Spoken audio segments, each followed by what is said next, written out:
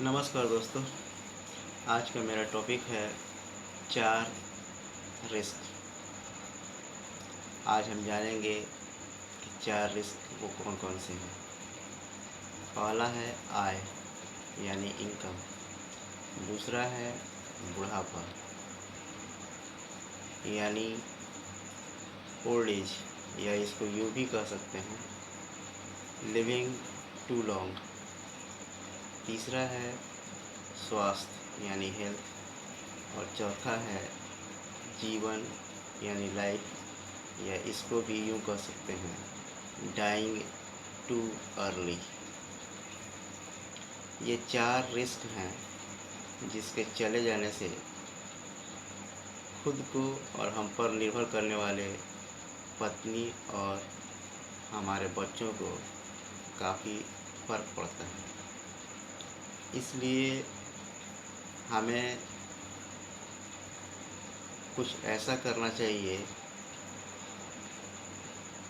या यूँ कहें इसके लिए हमें कुछ ऐसा व्यवस्था करना चाहिए ताकि खुद को और हम पर निर्भर करने वाले पत्नी और बच्चों को कोई फ़र्क ना पड़े। आय, जब हम काम करते हैं तो हमें आय प्राप्त होती है, और किसी कारणवश यदि खुद के साथ कोई दुर्घटना हो जाती है और हम काम करने लायक नहीं रहते हैं तो हमारी हमारा काम भी बंद हो जाता है, और हमें जो आय काम करने से मिलती है वो भी बंद हो जाती है। या कभी महामारी आ जाती है तो वैसे हालत में हमारी नौकरियां चली जाती है, जिसके कारण हमारा काम बंद हो जाता है और हमारी आय भी बंद हो जाती है। तो इस आपातकाल से निपटने के लिए हमें अपना एक इमरजेंसी फंड बनाना चाहिए, और उस इमरजेंसी फंड में 6 महीने का सैलरी के बराबर का रकम उसमें हमेशा होना चाहिए, और उस रकम को कभी छूना नहीं चाहिए, और उस रकम का उपयोग केवल इमरजेंसी के लिए ही करना चाहिए। दूसरा है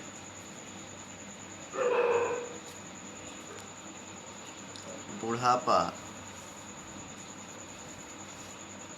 या ओल्ड एज, या यूँ कहें लिविंग टू लॉन्ग। 60-65 के बाद सरकारी नौकरी करने वाले लोग रिटायर कर जाते हैं, और प्राइवेट काम करने वाले लोगों को भी 60 जब या 65 साल के जब हो जाते हैं तो कोई उन्हें काम पर रखता नहीं है। दोनों ही हालातों में, चाहे वो प्राइवेट नौकरी करने वाले हों या सरकारी नौकरी करने वाले हों, 60 और 65 के बाद नौकरी समाप्त हो जाती है, और साथ ही साथ इनकम भी बंद हो जाता है, मगर ज़िंदगी या जीवन जो है वो चलता रहता है। 60 और 65 के बाद नौकरी समाप्त होने के बाद पुरुष जो है कम से कम 80 वर्ष तक जीवित रहता है, और महिला जो है वो कम से कम पुरुष से 5 वर्ष ज़्यादा जीवित रहती है। तो करीब 25 या 20 वर्ष का जो बीच में गैपिंग आता है, बिना इनकम का उसको ज़िंदगी जीने में काफ़ी कठिनाई होती है। तो इस कठिनाई और परेशानी से बचने के लिए हमें पेंशन प्लान खुद का और अपनी पत्नी का भी ले लेना चाहिए। और तीसरा है स्वास्थ्य यानी हेल्थ। आज के समय में चिकित्सा का खर्च काफ़ी महंगा हो गया है।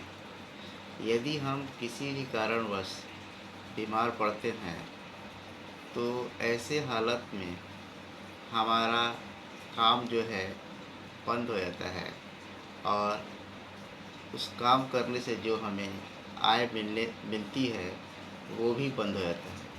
मगर हमें स्वस्थ होने के लिए पैसे की ज़रूरत होती है, तो उस पैसे की ज़रूरत को पूरा करने के लिए, ताकि हमें किसी से कर्ज ना लेना पड़े, यानी कर्ज से बचने और पैसे की ज़रूरत को पूरा करने के लिए हमें खुद का एक हेल्थ इंश्योरेंस लेना चाहिए, ताकि हम किसी से कर्ज ना लें और हमारे बीमार पड़ने पर हमें स्वस्थ होने के लिए जो पैसे की ज़रूरत होती है वो ज़रूरत हमें हेल्थ इंश्योरेंस के द्वारा पूरा किया जा सके।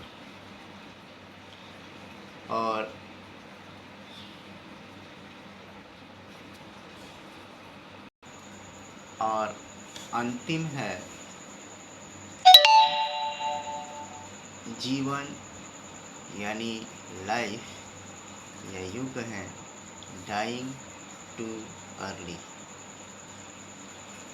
अगर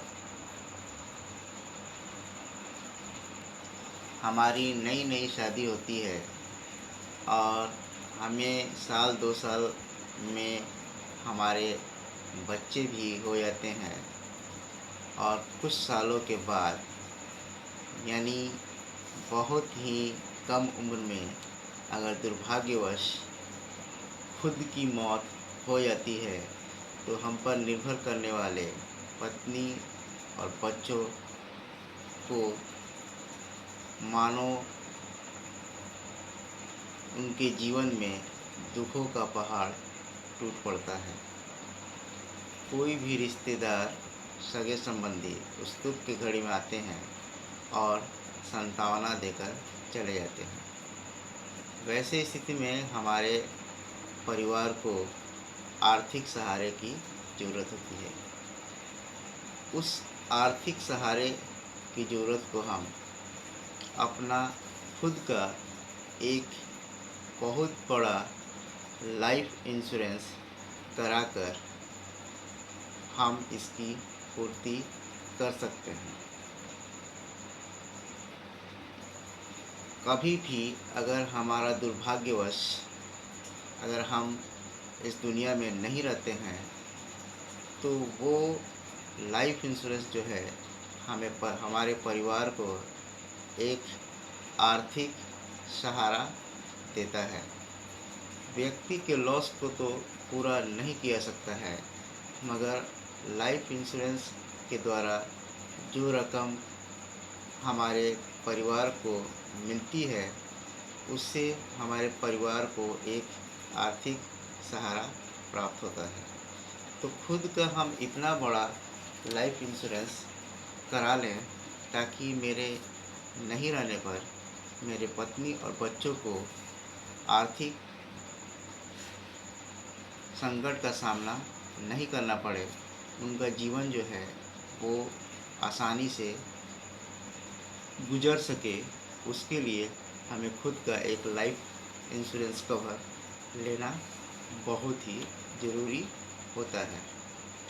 तो ये 4 तरह के रिस्क हैं, और इन 4 रिस्कों को हम किस तरह से कवर करते हैं, इसके बारे में मैंने आज चर्चा की। तो जो लोग मेरा वीडियो देख रहे हैं, और